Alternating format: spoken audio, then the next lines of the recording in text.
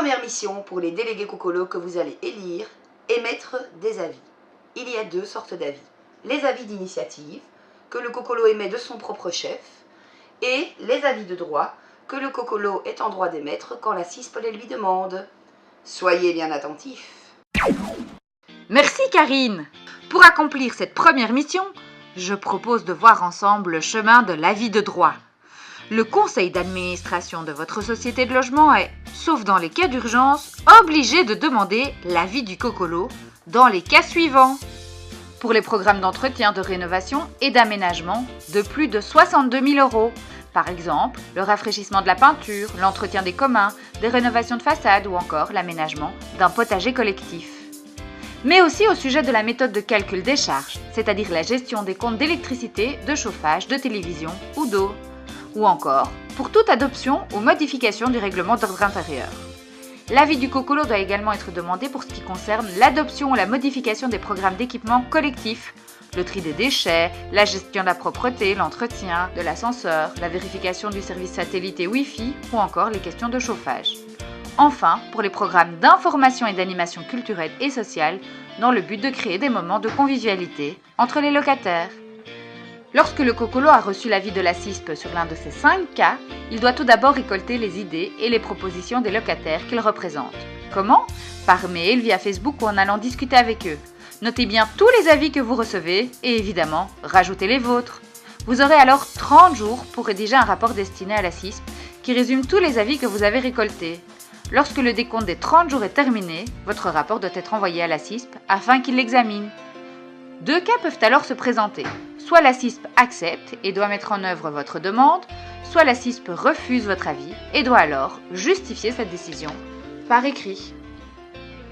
Comme Karine vous l'a dit, il existe un deuxième outil qui vous aidera à mener à bien votre mission, les avis d'initiative. Une idée émergée au sein de votre réunion Cocolo ? Ou les locataires de vos sites ont exprimé une demande collective ? N'hésitez plus, rentrez un avis d'initiative en suivant ce parcours. Tout d'abord, rédigez votre rapport en faisant attention d'exprimer votre demande de façon claire et précise. Et ensuite, envoyez-la à votre société de logement. Enfin, même cas de figure, soit la CISP accepte votre demande et doit donc vous permettre de la mettre en œuvre, soit la CISP la refuse, mais doit alors absolument justifier sa décision par écrit. Il est bon de savoir que pour ces 2 outils, la CISP doit vous faire un retour au moins une fois par trimestre. Bonne chance! Et maintenant, nous allons voir quelques réalisations concrètes de Cocolo suite à des avis qu'ils ont émis. Le Cocolo agit sur la manière dont l'information est transmise aux locataires. Il donne son avis lorsqu'un espace doit être réaménagé, comme par exemple une cour en intérieur d'immeuble ou l'installation d'espaces de sport, ou encore lors du réaménagement des chemins et voiries.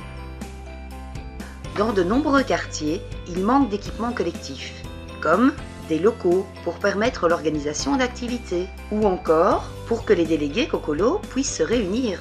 En matière de rénovation, le Cocolo se prononce également, par exemple lors de la restauration et l'embellissement de façades.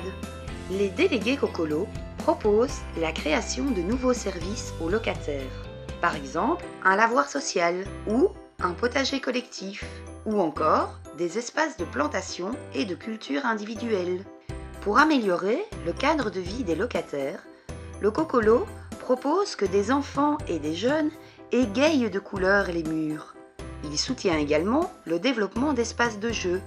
Il s'investit aussi pour une plus grande propreté via le tri des déchets ou bien l'installation d'espaces poubelles. Enfin, le Cocolo utilise les moments de convivialité.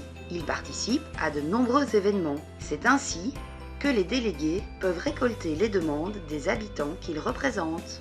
Pour faire tout cela, le Cocolo rencontre régulièrement des locataires pour écouter leurs difficultés et construire avec eux des propositions que les délégués soumettront à la société de logement.